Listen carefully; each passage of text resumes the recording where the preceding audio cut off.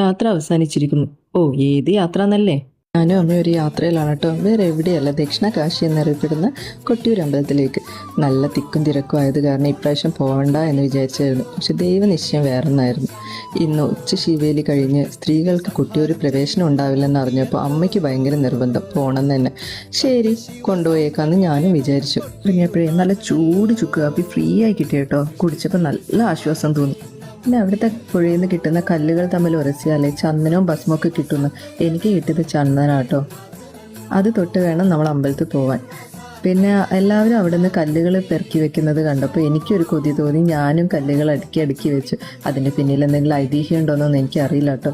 ഞാനങ്ങനെ ചെയ്തു നോക്കി. ഇന്ന് സ്ത്രീകൾക്ക് സെപ്പറേറ്റ് ക്യൂ ആയിരുന്നു കേട്ടോ.